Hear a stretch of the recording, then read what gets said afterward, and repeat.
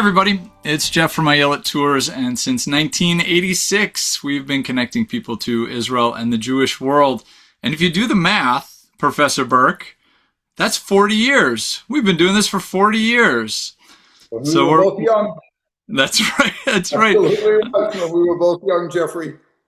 Actually, I've been doing it with you for 34 years. 34 years is not right. Absolutely incredible. So, right. Well, we're going to have to do some fun things to celebrate 40 years of Ayatollahs Tours this year. We'll see what's coming up. But we're very excited to be with you this evening. We are official, of course, we are the official travel partner for Hadassah Missions to Israel. We run our traveling university tours featuring outstanding scholars, including Professor Stephen Berk, all over the world. We run our Jewish singles and Jewish adult affinity tours under the banner of Best Day Adventures. And of course, we have our ongoing virtual series. We know so many of you have joined us and enjoyed learning with us over these past years. And I'm so excited that we could be together again.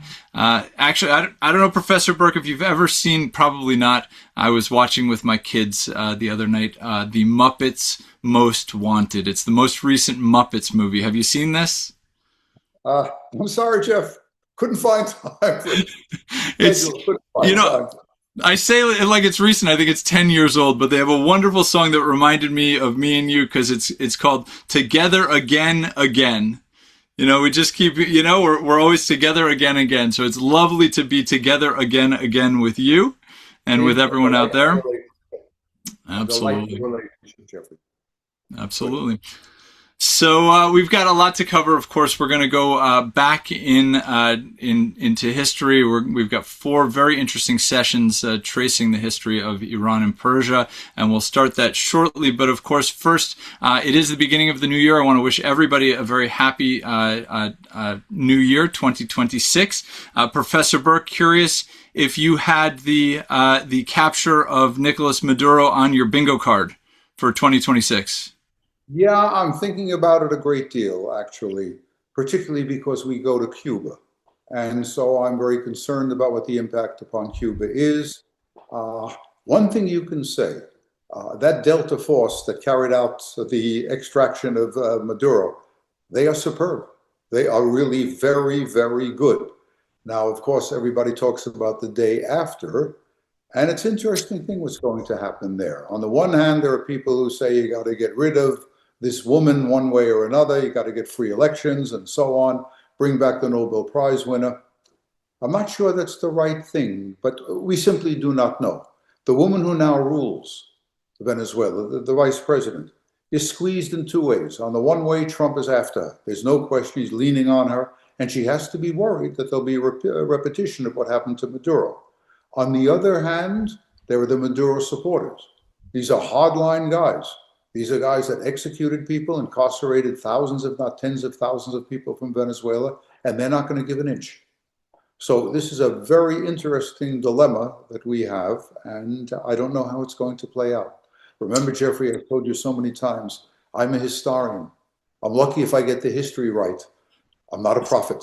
I am not the prophet from Union College, but we will see how this unfolds, and we will talk more about it later. We're all living the Chinese curse, right? May you live in interesting times. Right. Yeah. But one of the nice things, one of the things I find, frankly, most reassuring is when we dive into history, because it gives a good sense of perspective that, there's quite a bit of upheaval, violent periods in history. And frankly, ours is, kind of tame by comparison. So what a lovely segue. Because this evening we're going to go back in history. So we're going to go way back in history, Jeffrey. We certainly are. And apropos of that, let me recommend a book to some of the people out there. First of all, a happy and healthy new year to everybody out there. And thank you so much for joining us again. Some of you may be familiar with the writer David McCullough, a good historian, good writer, and a very, very fine speaker. He has passed away. But one of the books that he wrote was a book entitled History Matters, in which he talked about really not the virtues, but why we should study history. History gives us a sense of the accomplishments, teaches us about what courage, what leadership is, what our values are, where we went wrong, how we can try to fix things. That's what history teaches. So if you get a chance, I suggest to you, it's a very thin book, won't take you too long to read it. Again, History Matters by David McCullough. But tonight, we are going way back, so my friends, hang on to me. Really hang on. We're going to go back, let's say 3,500 years. We're going to go back there. We'll move very, very quickly at lightning speed, and I'll get you into the 20th century before the evening is over. All right, So, Jeffrey. yeah, just a couple of notes before I turn it over to you. One, of course, reminder to everybody that this is a live program. So today happens to be Wednesday, January 7th, 2026. So if you are watching live, we would love for you to participate. How? Well, use the Q&A function in the Zoom window. Post your questions. And for those of you that have been with us before, you know Professor Berk is extremely patient and giving of his time. So after the formal presentation, we will get to as many of those questions as possible. If people happen to have questions about current events, there's a lot going on in the world. I'm sure we could cover those as well. That's number one. Number two, it is a recorded program. If you miss one of the sessions that we have upcoming, you can get access to that. We have private access link available to program participants. You can contact my colleague Lisa at ayelet.com, and she can help you out with getting access to that. Okay, Professor Berk, with no further ado for this evening's presentation, going all the way back, Iran, from Cyrus to the Ayatollahs, I will turn it over to you. Thank you very much, Jeffrey. And I must tell you, my friends, again, a happy and healthy new year. We're going to go back even before Cyrus. We won't spend much time on that. Sometime around the year 1500, 1600, before the Common Era, a group of Turkish tribes settled in an area that was referred to by the time, the Farsi word would be Persia or something like that. The Greeks who occupied Persia for some time, many years later, would give that name, Persia, to that particular piece of real estate. And up until the 20th century, under Reza Khan Pahlavi, Persia would be the name that everybody in the world knew that country by. But he's going to change it, and we'll talk about that probably in next week's lecture. Also in the period, somewhere around 1500 BCE, that is before the Common Era, a man appeared. We're not even sure if he was a man or a group of men. This was a man by the name of Zoroaster. And this is the man or a group of men, again, we don't know. Remember, what the deeper you go, the further you go back in history, the deeper it is to get factual accuracy.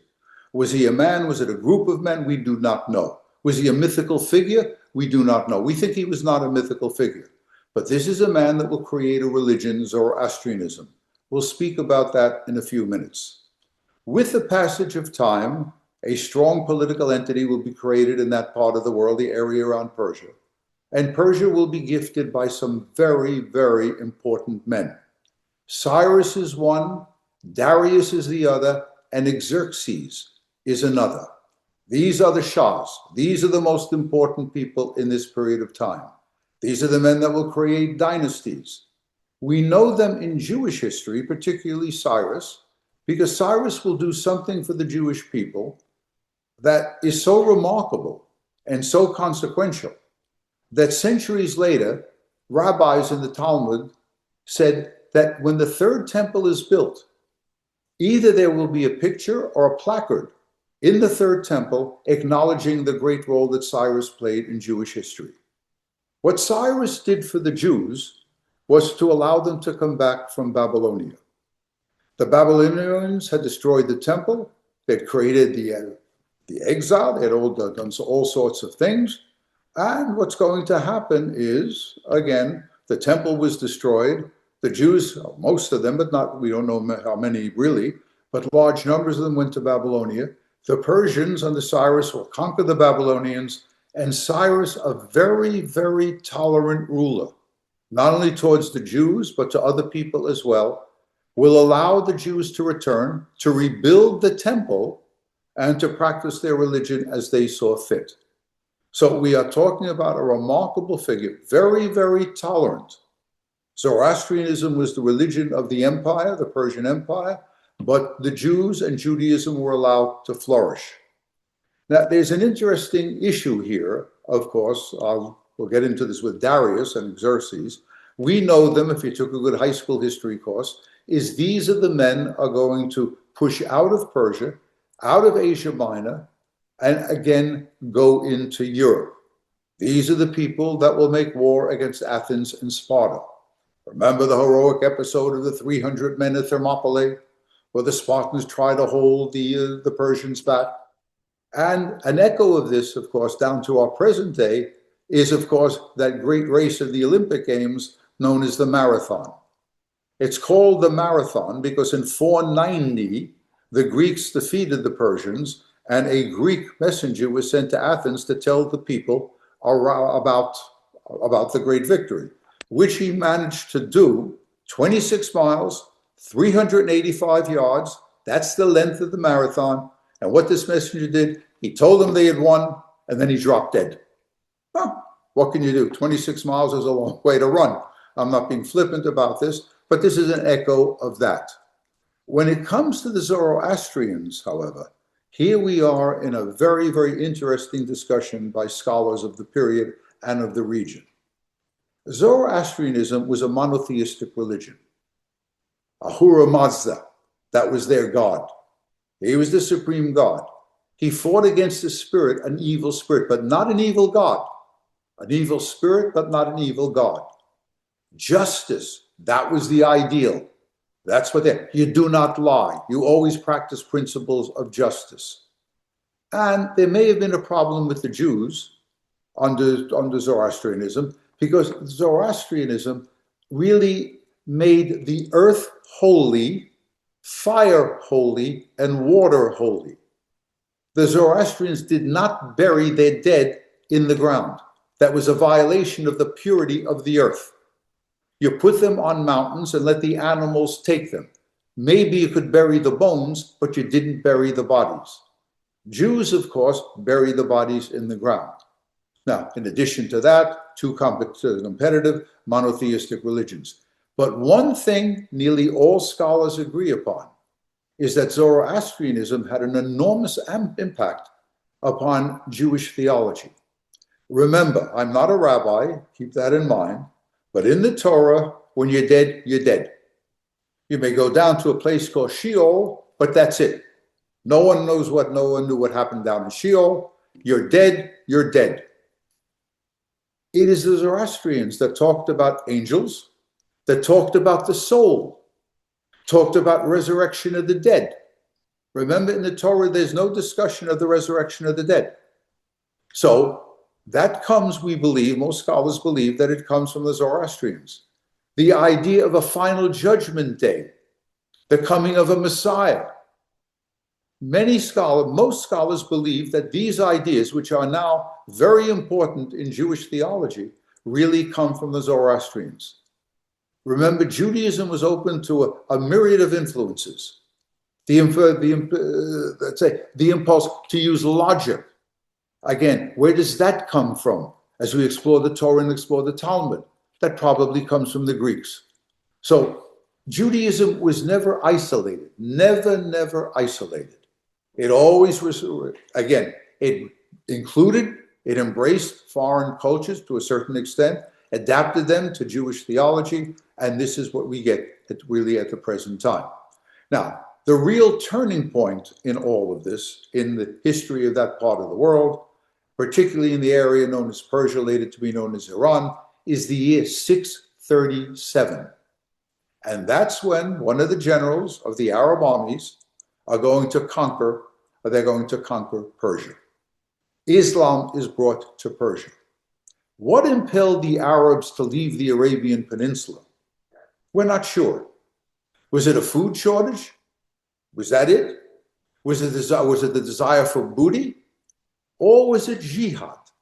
Make no mistake, jihad means holy war.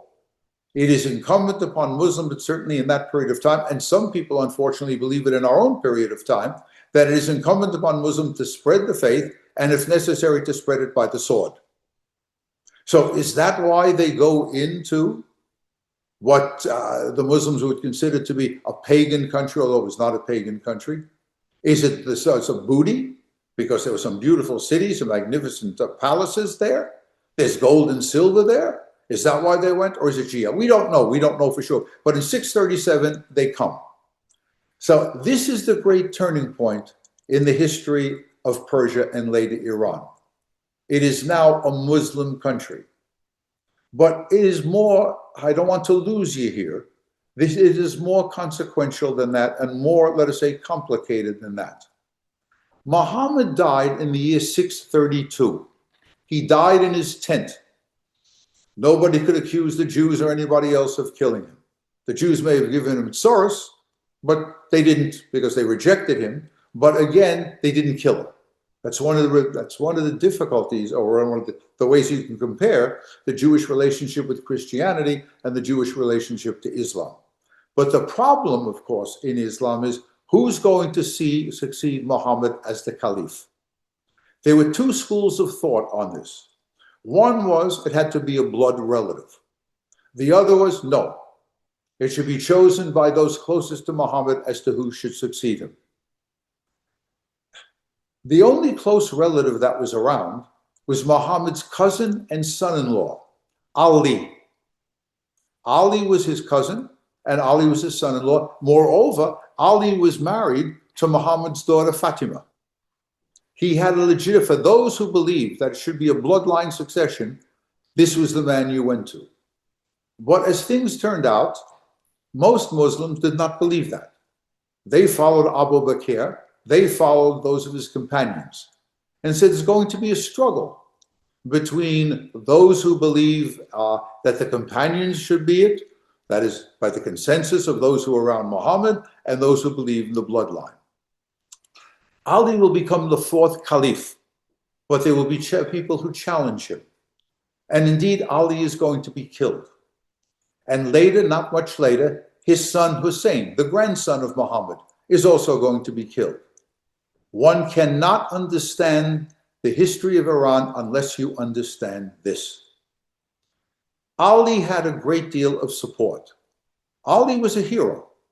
In fact, not so much for the Jews, he defeated the Jews at the Battle of Khaybar. In fact, to this day, this is when Muhammad went out to make war against the Jews in the oasis of Khaybar.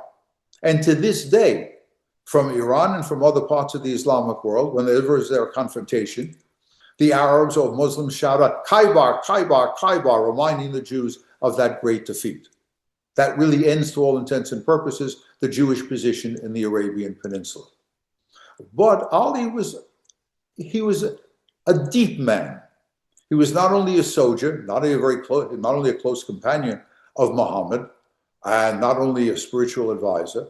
He spoke about justice. He spoke about the necessity of having equality among all Muslims and so on.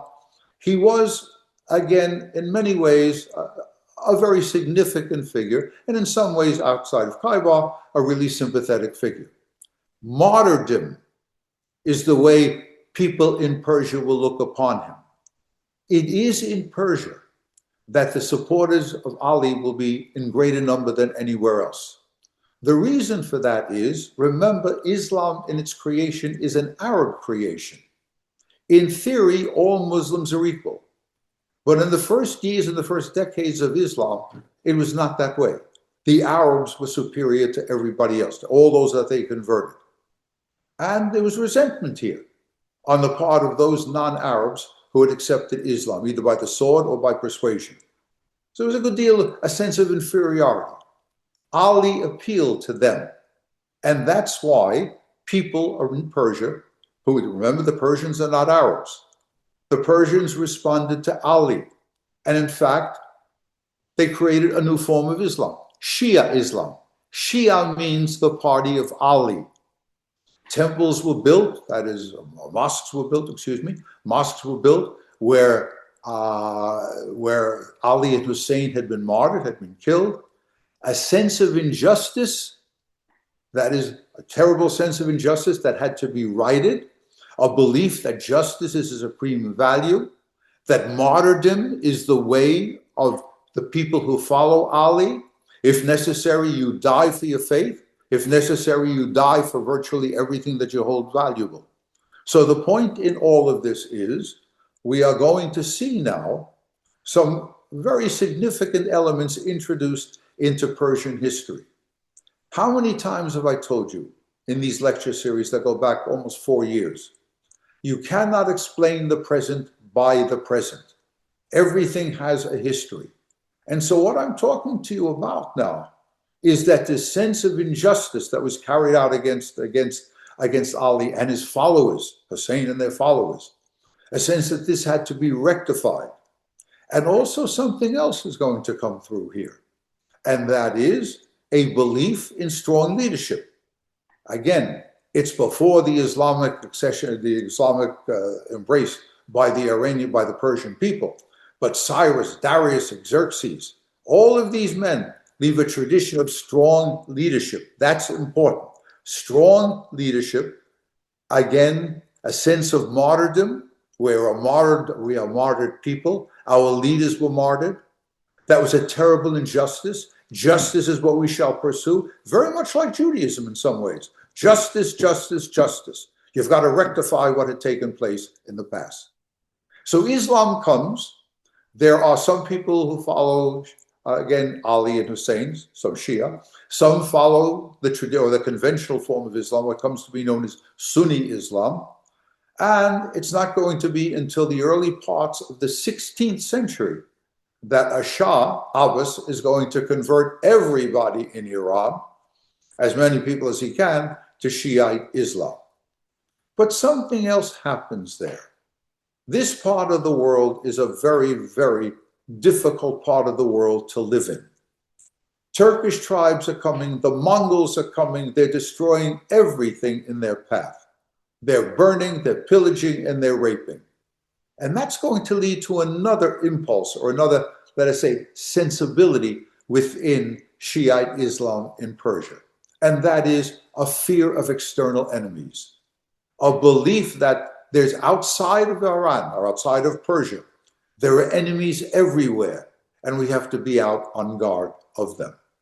So here we are now in the 17th century, and Iran has a problem.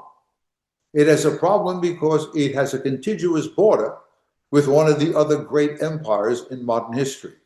That is the Ottoman Empire. And the Ottomans are Sunnis. And the Ottomans have a desire to take over the entire Middle East. They're invading Persia again and again and again, reinforcing the conflict between Sunnis and Shiites and reinforcing the belief in Iran that we are, if not surrounded by hostile neighbors, we really have a very serious problem confronting the outside world. So here we are in the 16th and 17th and the 18th centuries. Now, I'm going to take a side trip. I'm going to tell you something that is very, very interesting. Scholars know about it, but probably for political reasons, no one likes to talk about it. In the United States, we have a problem we've always had. It's the great disgrace of our country, our treatment of African Americans. We enslaved them and we segregated them. And we continue in some ways, one way or another, to discriminate against them. And everybody who took a good high school history course, either in high school or in the universities, knows about the transatlantic trade. That is, again, somewhere around 14 to 15 million Black Africans were taken out of Africa and brought to our hemisphere. Most of them went to Latin America. And everybody knows about the Middle Passage. But what most people do not know about, scholars know about, but they don't like to talk about it. There was another slave trade, a slave trade that came from the eastern part of Africa. And that slave trade, for the most part, nearly in every way, was carried out by Muslims. From the 7th century down to in some places in the Middle East, and some places, say in Mauritania, slavery of blacks continues to exist. Why were there black slaves? Now, Muhammad was colorblind in the sense that he made no distinction between blacks and whites. And Muhammad also said that Muslims could enslave other people, but they could not enslave other Muslims. But as often as we have in history, you know this as well as I do, there's a divergence between theory and practice. Arab slave traders came to the eastern part of Africa and probably took well over 10 to 15 million blacks as slaves. Many of them were Muslims. They needed them for a number of reasons. One, they thought they were inferior, much in the way many whites in our country and in Europe thought blacks were inferior. Ibn Khaldun, for example, spoke very hostilely about the blacks, talked about how stupid they were and so on.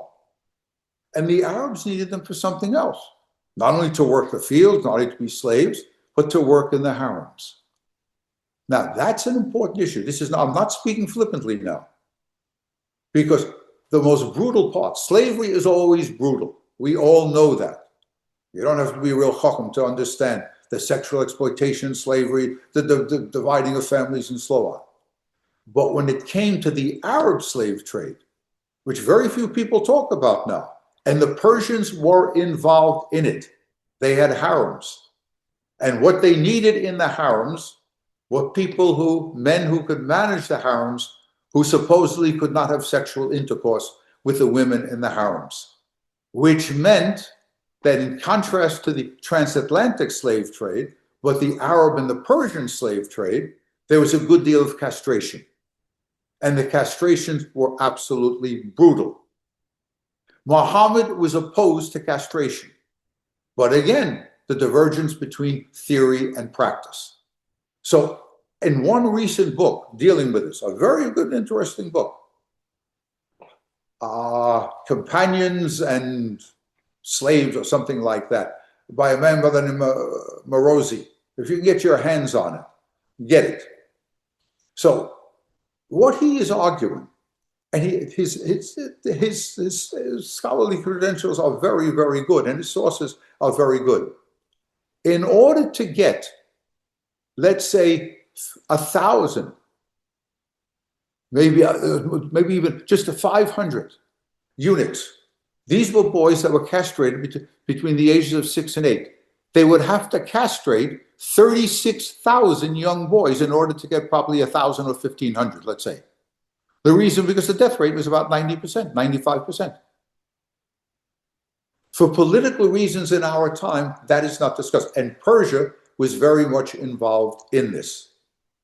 So, with the passage of time, 17th century, 18th century, 19th century, the Persian government goes on, there's Shah after Shah, dynasty after dynasty, and then a number of other things are going to happen. Unfortunately for the Persians, these are unfortunate. And that is, Europe discovers Persia. The Europeans, remember, this is the age of European imperialism. And the two great imperialist powers were Great Britain and, of course, Russia. They are both putting pressure. They put pressure on the Ottoman Empire, but remember, the Ottoman Empire is the sick man of Europe. They have their way with the Ottoman Empire, and they want now to have their way with Persia. They begin to chip away at territory, demand concessions from the Persian government. The last dynasty is the Qajar dynasty, Q-A-J-A-R, Q-A-J-A-R, the Qajars. This is a dynasty that tries to hold Persia together, but is not really successful.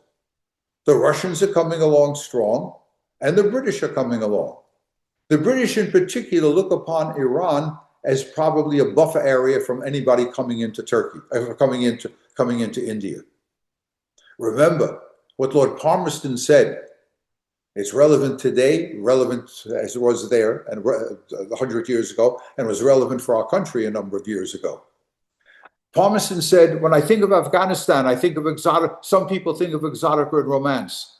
When I think of Afghanistan, I think of the struggle for world power. So the British are in Afghanistan, and the British are moving south. They're going into Iran. They're going to dominate, together with the Russians, they're going to dominate the country. One cannot understand Iranian feelings and sensibilities as I'm speaking to you unless you understand that. They were a plaything. Iran and the Persians were playthings of the great European powers.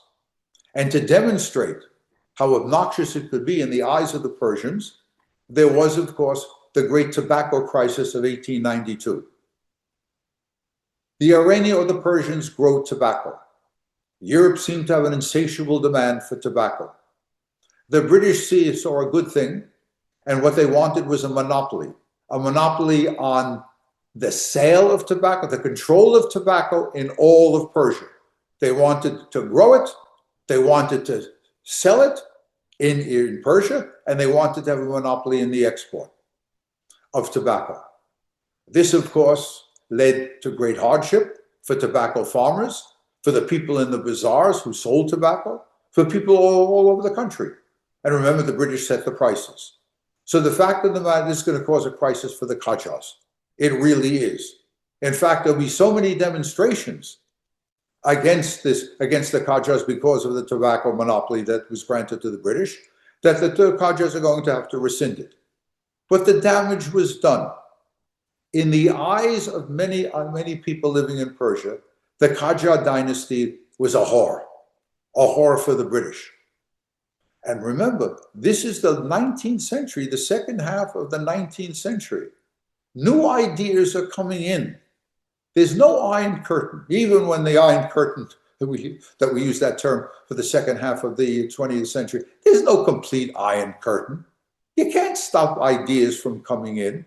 You can't stop men like the works of John Locke and Rousseau. And you can't stop the ideas of the French Revolution, liberté, égalité, and fraternity from coming in. They're coming in. And again, the nationalistic instinct is going to develop. The British have come, the Russians have come. We have a great tradition, a great cultural, a great literary tradition. How dare these people come into our country? So Persian nationalism grows. Again, is Islamic clerics, again, the Shiite clergy are going to say they're trampling our old ideas. They're bringing the ideas of the infidels are coming into our country. We've got to stop it. The bazaris, the people, the merchants in the bazaars can't compete, and the manufactured goods that they're producing can't compete with the cheap and fairly high quality British goods that are coming into the country. The country is bursting at the seams here. It is a pressure cooker waiting to explode. And it does explode. It does explode in 1905. From 1905 to 1921, Persia is involved in a constitutional crisis. The problem for those who want reform and change is a problem that occurs almost everywhere. The disunity, the lack of uniformity, the different positions that are taken by various groups. There were a group of Iranian intellectuals, including some people in the clergy. These are people that thought that Western ideas, Western technology, and even Western political ideas could be reconciled with Islam. They read John Locke, remember? Now, what did Locke say? Locke had said that this idea of absolute monarchy, the divine right of kings, which of course, that was the way things operate. That was the political or the theological rationale in Persia as well as in good parts of Europe. Locke said it was nonsense, absolute nonsense. The divine has nothing to do with placing a ruler over you. The rulers who govern you not by the grace of God. They govern you because a long time ago, people chose from either from themselves or from outside a ruler and spoke and create a social contract with them. You defend us in times of war, feed us in times of famine, adjudicate our disputes fairly, and then we will rule you. And then we will give you absolute rule. You can have rule. But if you break the social contract, then there's going to be a revolution. That's a justification, incidentally, for the American Revolution, the preamble to the Declaration of Independence. But those ideas are going to pass. They're going to pass into Persia. But that's one group. These are the intellectuals, some again who are found in the clergy. Then there are the bazaris. The bazaris aren't concerned. These are people who own shops, stalls in the bazaar, both in Tehran and in other places. They don't give a damn about John Locke. They don't care about that. What they care about is the selling out of the Iranian economy to the Brits. That's what they care about. And they can't compete with cheap British goods. They want change. And then there's the Islamic clergy. Now, please listen to me very carefully. Listen to the things that pass down through history. The sense of justice, injustice, the need to have justice, martyrdom, the fear of external enemies, the belief in strong central rule. These are the things that pass down over the millennia. And you cannot understand contemporary Iran unless you understand this. But there's something else that comes down, and that is the guardians of the faith, the prestige that the Shiite clergy had in Iran. Now, I don't want to lose you here. When Shiite Islam became the religion of Persia, a number of ideas came. We've spoken about those ideas. I just spoke about some of those ideas. But there's something else. This is the idea of the hidden imam. The word imam in Sunni Islam means a prayer leader, someone who is knowledgeable about Islamic theology and leads prayer. In Shiite Islam, an imam is a descendant, not necessarily a bloodline descendant, but a spiritual and political descendant of Muhammad. In a sense, in Shiite Islam, an imam is the caliph, the successor to Muhammad. There were 12 imams. Shiite Islam in Persia believes that the only legitimate ruler is the 12th imam. He is referred to as the hidden imam. He disappears sometime in the 9th century, somewhere around the year 874. He disappears. The English translation of the Farsi is, he went into a state of occultation. That is, he went into a mountain, and just like a bear hibernates, I'm not being flippant here, this is the man that is the only legitimate ruler of Iran, of Persia. Now, listen to me, please, very carefully. That can get a little confusing. The Shiite clergy believed that the ultimate ruler, the only legitimate ruler of Iran, was the hidden imam. And he will return. And he will become the Mahdi, M-A-H-D-I. He will be the Islamic Messiah. And he will institute justice in Persia and justice and goodness in the rest of the world. Now, what that means is that in the eyes of the Shiite clergy, no Shah, no Persian or Iranian king is really absolutely legitimate. You have to have him. You have to have a king because anarchy will ensue.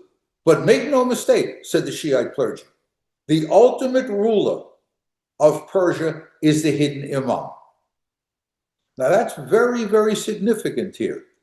It means that Shah after Shah, who will try to portray themselves as the divine shadow, that is, they're created in the image of God, that they are sent there by God.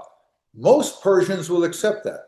The Shiite clergy will accept it, not that he is in the divine shadow, but that for the sake of preventing anarchy, you have to have a king.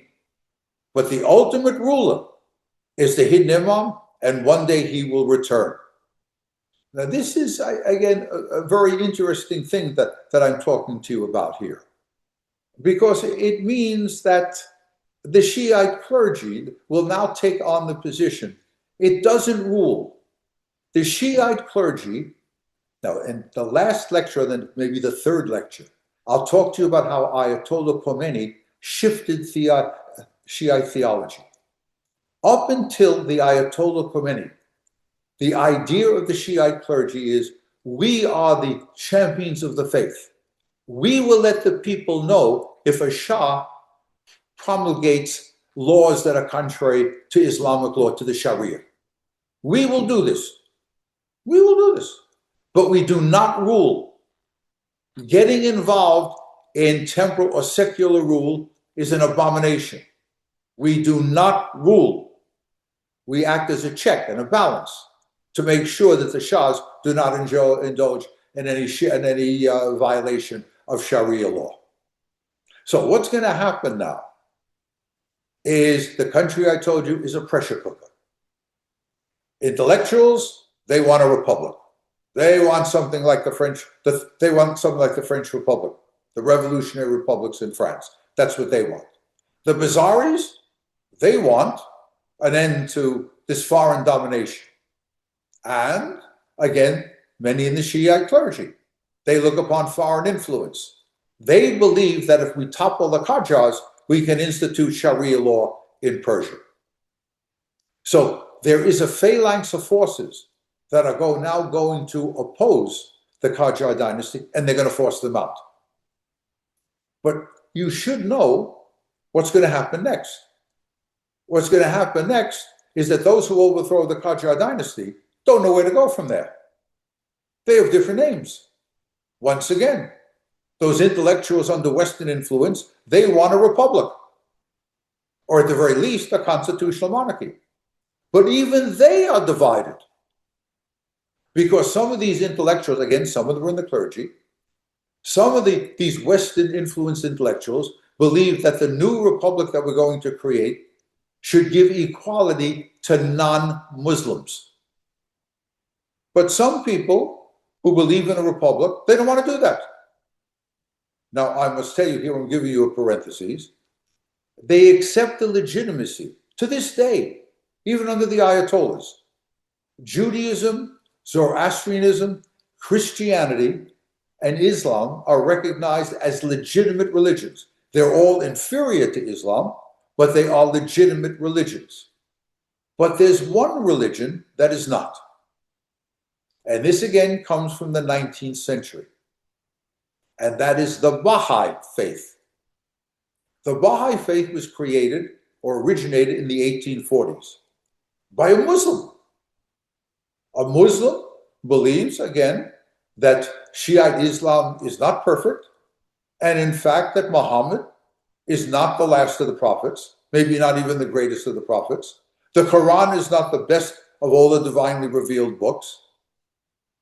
Islam considers that heresy, absolute heresy. And from that time on, down to the present, the Baha'i faith is going to be persecuted. So, in this constitutional crisis that goes from 1905 to 1921, there's divisions everywhere. Even among the most who are influenced by the Western ideas, they're going to split over the issue. They're going to split over the issue of you should give equality to non-Muslims. The Bazaris, again, they want an end. The nationalists of all groups, they want also an end to foreign domination. And then the clergy, they want, again, we overthrow the Qajars, we create a new government, and the new government will be based on Sharia law. You don't have to have a good deal of imagination to understand this isn't going to work out well. And why is it a constitutional crisis? Because government after government is going to fail. And that's a problem. There's an old Iranian saying, an old Persian saying. You would never hear it said in our country and in most countries. 100 years of tyranny is better than 1 day of anarchy. 100 days of tyranny. Some people say even 1,000 years of tyranny is better than 1 year of anarchy. The long tradition of occupation and conquest and destruction is going to lead the Iranian people or the Persian people, whatever you want to call them, to desire strong rule. And so there will be eventually a strong ruler. We'll talk for the most part about him somewhat next week, Reza Khan Pahlavi. But before we get there are certain things that have to be said. One is the influence, again, of something that happens outside of Iran or outside of Persia. There are two things. I'll deal with the first one first, the one that comes earliest first. How many times, if you've taken courses with me here, and I certainly drum it into my students, how many times have I said to you, you cannot understand the 20th century unless you understand the appeal of communism and the fear of communism. And that appeal of communism is going to come to Iran. within several decades, Iran is going to begin the process of industrialization. And as the night follows the day, what comes with the development of factories? A proletariat, a factory workforce. No discussion of Iranian history in the 20th century, certainly as we see the middle of the 20th century, is complete without talking about the creation of a proletariat in Iran and a desire to look upon Marxism and Marxism-Leninism in a very favorable way. We'll pick this up in another lecture. And then something else happens. Not long after the October Revolution in Russia, something happens in Turkey. The Ottoman Empire made the terrible mistake of entering the war on the German side. Now, what's going to happen is the Allies are going to sock it to the Turks. Just as they socked it towards the Germans and the Hungarians at Versailles and at Trianon, they're going to sock it again to the Turkish, to the Ottoman Empire. The Ottoman Empire is going to be destroyed. Istanbul or Constantinople was occupied by British and French forces. Turkey, a part of Turkey, traditional Turkey, was sliced away. The man who saves Turkey and the man who will become the model for rulers in Iran is going to be this man. His original name was Mustafa Kemal. His Turkish name that is the name that is given to him by the Turkish parliament, is Kemal Ataturk, the father of modern Turkey. Why do I mention him? This is the man that saved Turkey, got the French and the British to withdraw, recovered some of the land that was lost. But most important of all, and remember, you can't keep out ideas. You can't keep them out. And no television, no internet, none of this stuff, but people know what's happening in Turkey. And what's happening in Turkey is Kemal Ataturk becomes a secular ruler par excellence. For him, Islam is a retarding factor in the development of a country. It's Ataturk that does away with any manifestation of Sharia law. Borrow from the French, borrow from the Brits, borrow from the Swiss. It's Ataturk that takes away the fez. It's Ataturk that takes away the beards. It's Ataturk that demands that the Turks dress in European-style clothing. It's Ataturk that secularizes Turkey. Today, that's a different story. We can talk about that somewhat later in another lecture. But the fact of the matter is, Ataturk becomes a paragon of secularization. And there are people in Persia who say, as Ataturk goes, we go. We got to do what Ataturk does. And again, think of all of this now. Everything is coming together now. What are the traditions? Strong leadership, right? Centralization of government, getting the foreigners out, right? All of these things that we talk about. Again, a strong Shiite clergy, right? And now with Ataturk, a desire to reform. And above all, there's anarchy there. There's anarchy in Persia. And given that tradition, 100 or 1,000 years of tyranny is better than one day of anarchy. There's a longing in Persia for someone to come and save them. And that man will now appear. This is the man who was an Iranian or Persian Cossack. The Russians in their part of Persia created, again, military units very much modeled on their Cossack units. The man that we're going to talk about next week, the man that introduces change, the man that introduces a new dynasty, is Reza Khan Pahlavi. We are now once again going to see a transformation within Persia. A transformation that will have enormous consequences, not only for what happens in Iran, but the relationship between Iran and, of course, the United States and the West. So, my friends, I've taken you to, I think, 5,500, well, let's say a good 3,500 to 4,000 years of history. We have brought Islam. We've talked about the relationship with the Jews. And here is something else, and I'll leave you with this. It's really on a somber note. For reasons that are not altogether clear, the treatment of the Jews, and there were tens of thousands of them living in Persia, the treatment of the Jews in Persia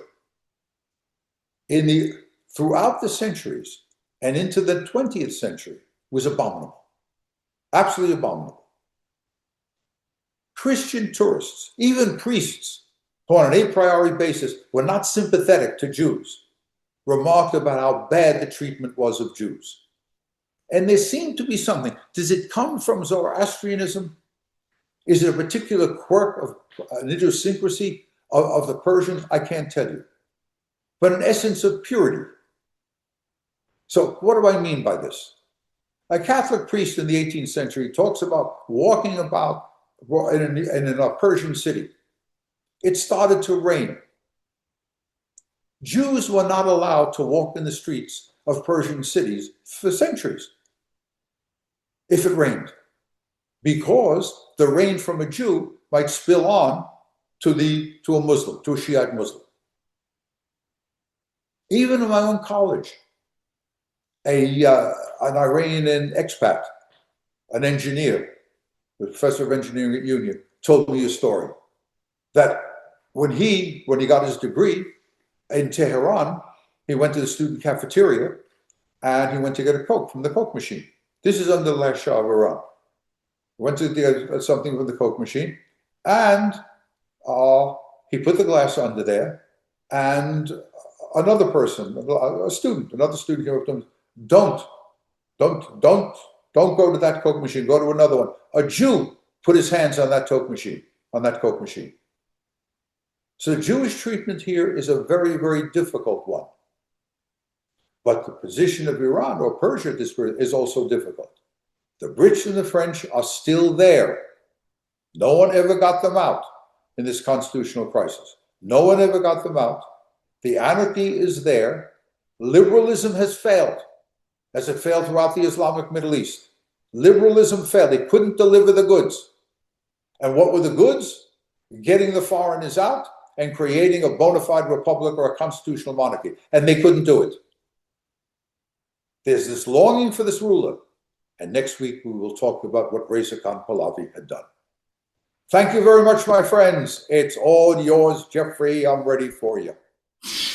Thank you, as always, Professor Berk. Very enlightening. Thousands of years of history covered very succinctly and very quickly.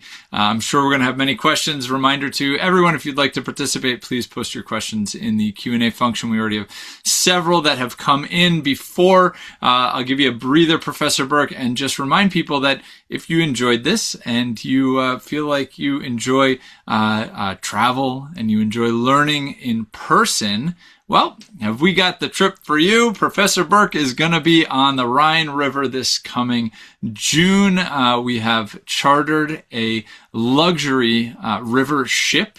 We're going to be together in the middle of June. I believe it's June 15th through 21. There's pre-tour options. There's post-tour options.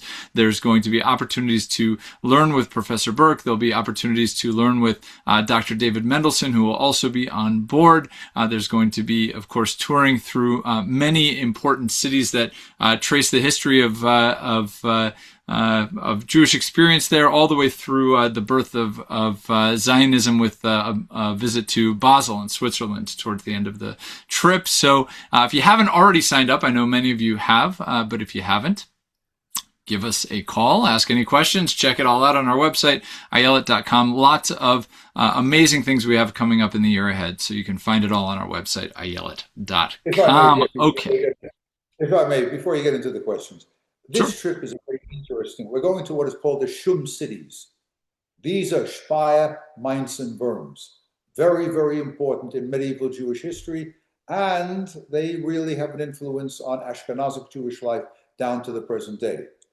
I'll talk to you about German history, Jewish history.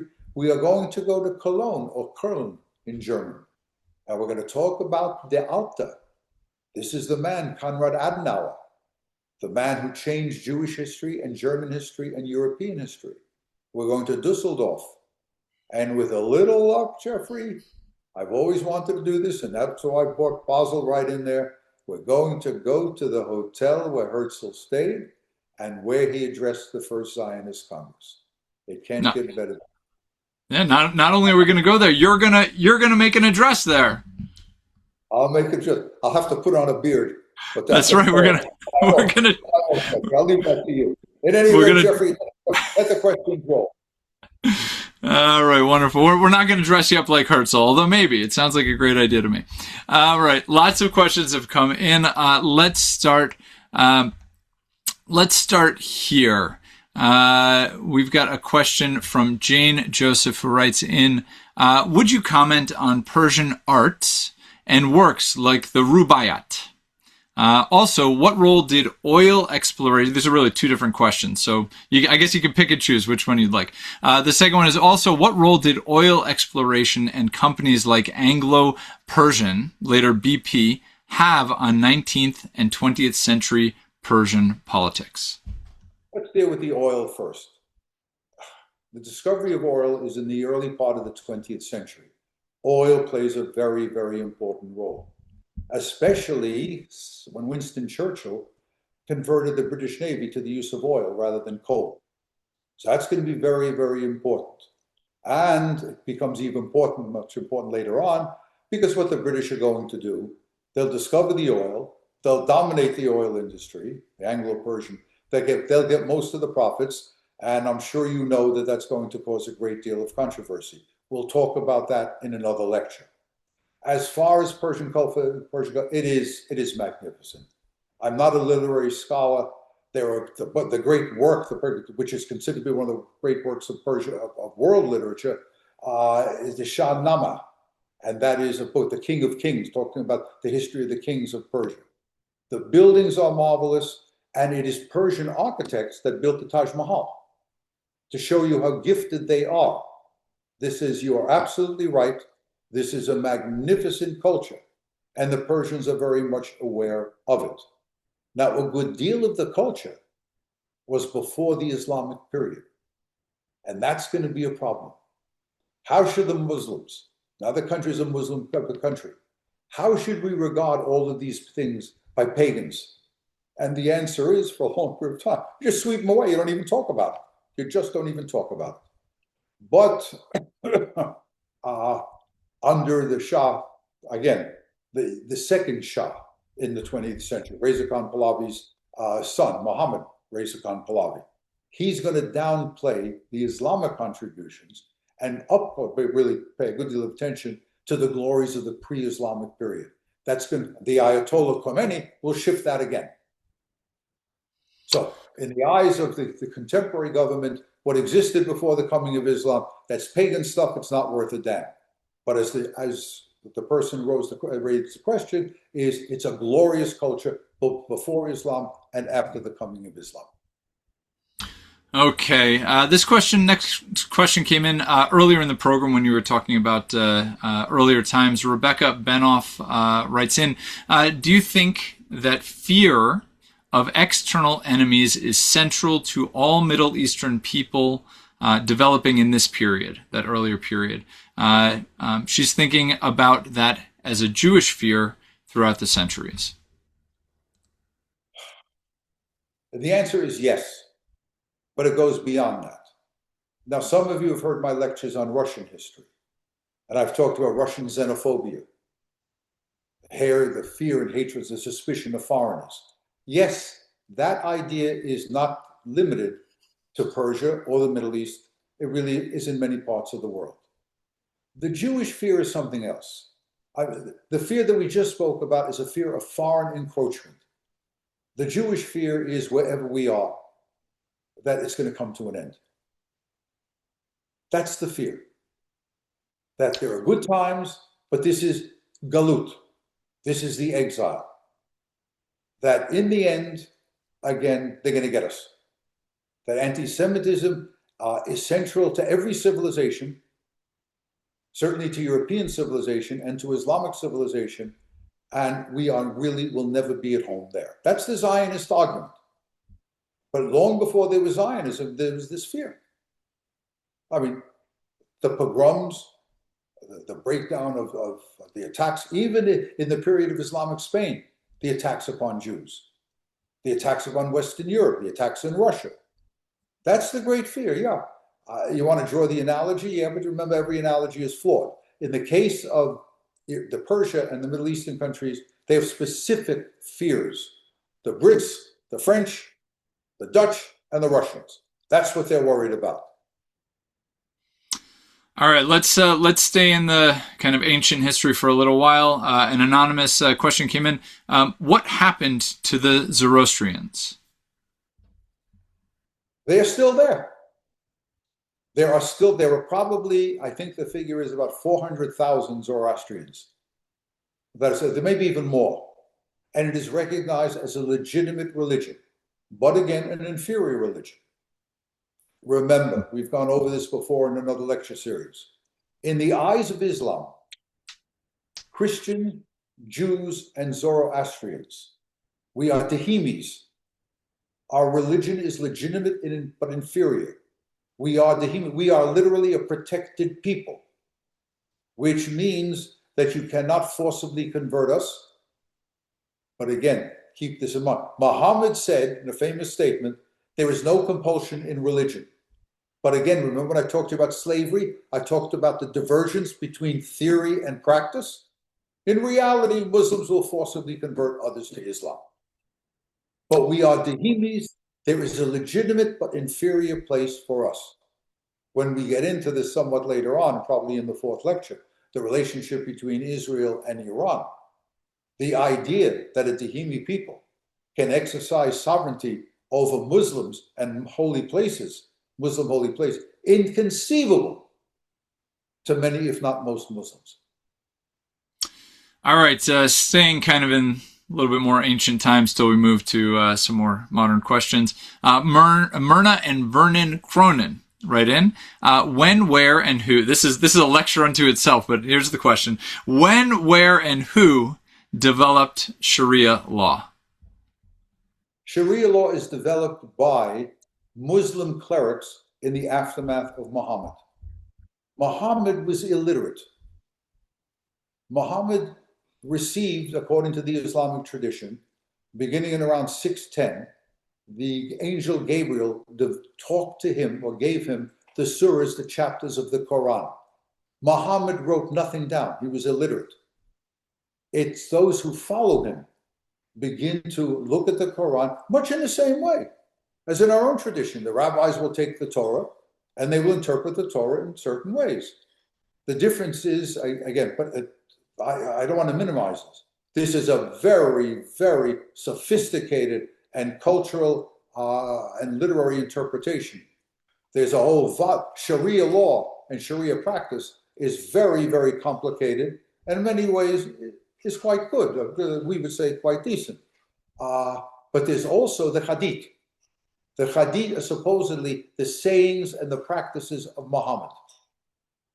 And that's very important down to the present day. So the direct answer to the question is Muslim clerics, the people who were converted, the people who brought into Islam, they're the ones that will develop. They'll look at the Quran, they'll look at what they believe are the practices and the sayings of Muhammad, and they will create Sharia law. That's it. So I just wanted to say the Hadith in our time get very problematic. The one that is hurled against us all the time is the one that Hamas uses. Now, whether Muhammad ever said this, even Muslim scholars say that many of the hadith, many of the sayings that are attributed to Muhammad, he never said. And the skill is to somehow make sure which are the ones that are accurate. But whether he said what I'm about to say to you is irrelevant, because large numbers of Muslims, particularly those that have it in for the state of Israel and for Jews, are going to say it. In this hadith, Muhammad is reputed to have said, on Judgment Day, the tree will say to the Muslim, Muslim, there's a Jew hiding behind me, kill him. The rock or the stone will say to the Muslim on Judgment Day, Muslim, there's a Jew hiding behind me, kill him. That's tough stuff. Whether Muhammad ever said it or not, we do not know. But keep in mind, again, I'm teaching too long, Jeffrey, and I I try to drum into my students, and I've said it to the people who I'm thankful that probably there are people listening now who've been with us for 4 years or so. Remember, perception is reality. It doesn't make any difference whether Muhammad ever said it. Large numbers of Muslims believe he said it, and that's what's important. Go ahead, Jeff. Professor Berk, can you believe this is actually the 6th year we're doing this? We're going into the 6th year. Yeah. Holy smokes, Jeffrey. Holy smokies. All right, a couple. You must thank your mother for this. This was her idea. She's watching right now. She's out there right now. All right, a couple of quick questions, and then we'll move into a few current event ones that have popped up here. One, just a question from Patricia Ullman asked if you could clarify Qajar spelling and who he was again. Sorry. That's first of all, Trish, it's nice to hear from you. That's number one. Number two, and hope your daughter as well. She was my student. Her daughter was my student. Very, very fine young woman. Qajar is Qajar. That's the name of a dynasty. That's all it is. And that's the last dynasty that ruled Persia. That's the one that's overthrown during the constitutional crisis. Okay. That was a quick one. And then one more quick one. Carol Pinto just wants to make sure that you're going to talk about Mossadegh. Does the sun come up in the morning, Jeffrey? Now, I'm in Florida now. Even in Schenectady, the sun comes up in the morning. You can bet your last shekel or your last buck. We will talk about Mossadegh. Figure. Yes, indeed. All right. Okay. Modern events, current events question coming at you from Eric Kernis, who writes in things are moving very fast. In Iran, not to get too much ahead of the program, but we have heard the Ayatollah may be packing his bags for Russia. What's your reaction? Are we dreaming? Eric Kernis is my landsman from Schenectady and also from Florida. Eric, listen, Eric, I'm a historian, Eric. If I get history right, I'm doing well. To prophesize about what's going to be in the future, I do not know. This I can tell you. They will fight like hell to defend their position within Iran. They will do it. And although, again, that Delta Force extraction was absolutely marvelous, it will not happen in Iran. He is too closely guarded. There are many people that support the regime. Again, there's no question that there are demonstrators, hundreds of, maybe even millions of demonstrators. This is a country of 80 million people, maybe even more. This regime has support. So does Maduro. I spoke about that earlier. They have support, and they have a vested interest. They are the privileged people. They will fight. And remember, when religion is involved, and in Iran, the sense of martyrdom will die, just like Ali died, just like Hussein died. So I don't know my students accuse me of a multitude of sins. Waffling is never one of them. This is not a waffle. I simply do not know what's going to happen. If you want to get the kernel of truth is that if in fact there does take place a revolution and he is forced to leave, he will go to Russia. That I will predict. But whether he's packing his bags now, I don't know. They're digging in now. But remember, they have weathered crisis after crisis. This is not the first massive demonstration that has taken place. Yeah.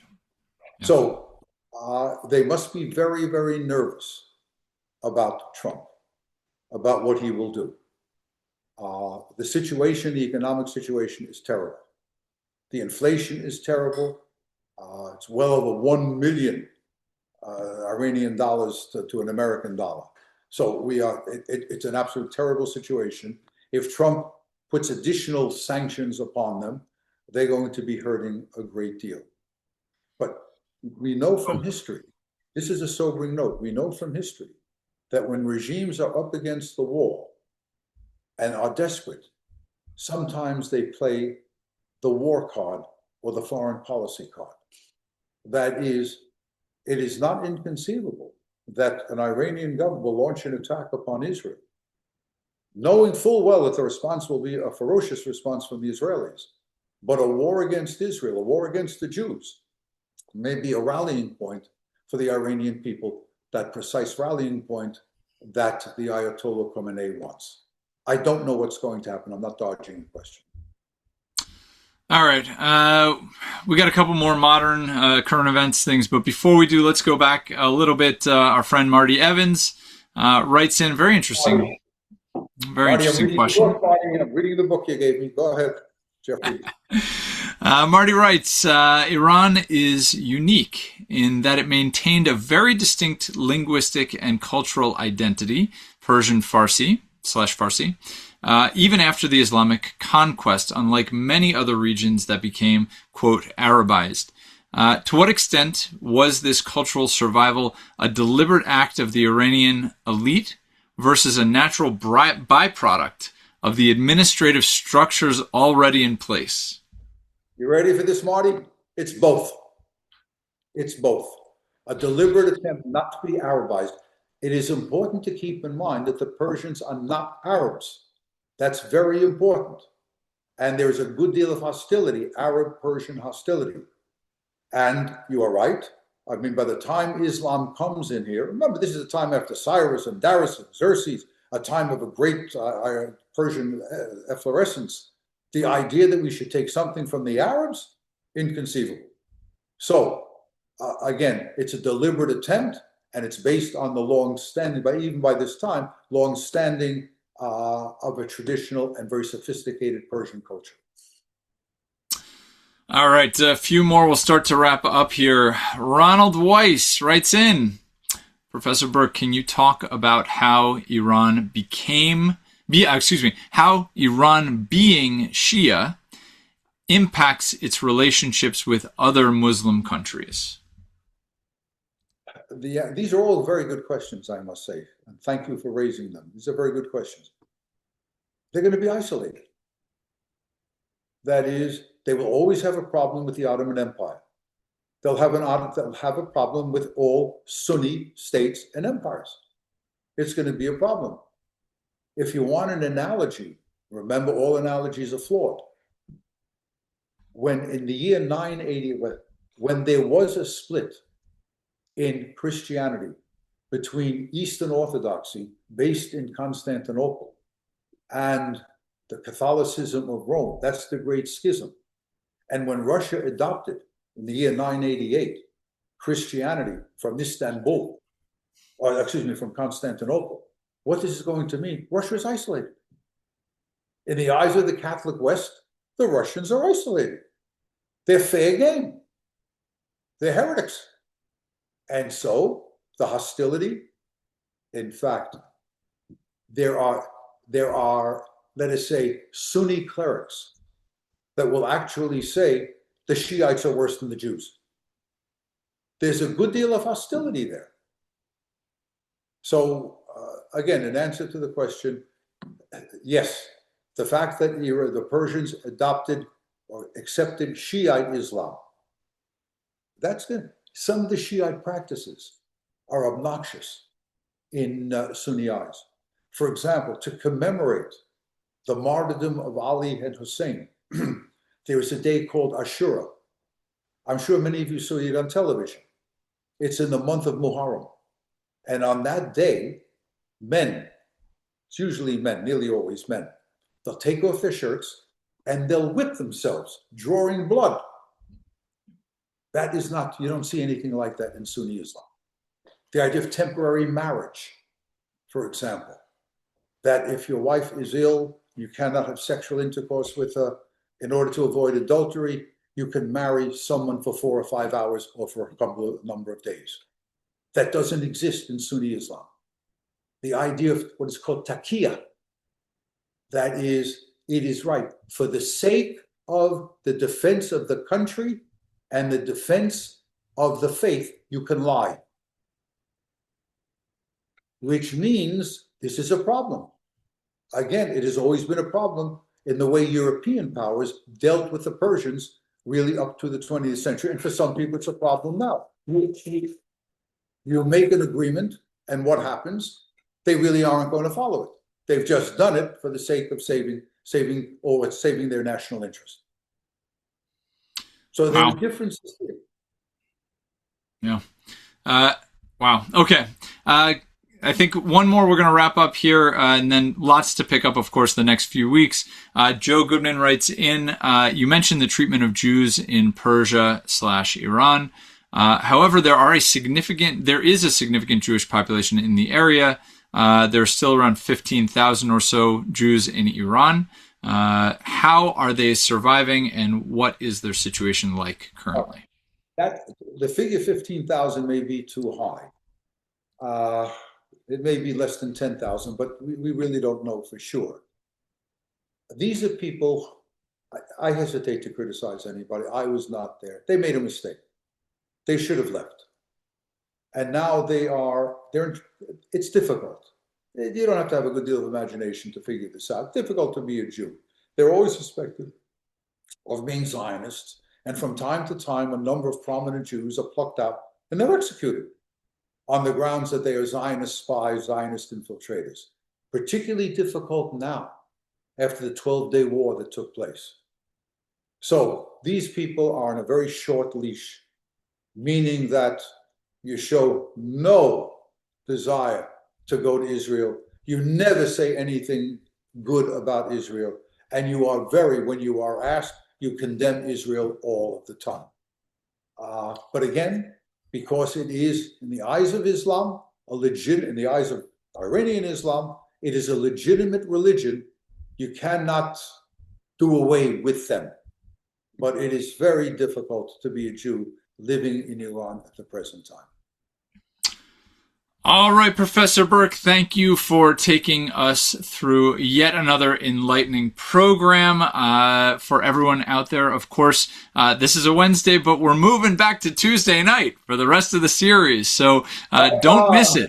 Don't miss it. We'll be back together next Tuesday for session 2 of 4, and same place, same time, same link. And until then, thank you all for joining and for your questions, which help to enrich the program. And we look forward to continuing to learn together next week. Thank you all. Shalom uvracha. A peaceful week for all of us. Thank you very much. Shalom.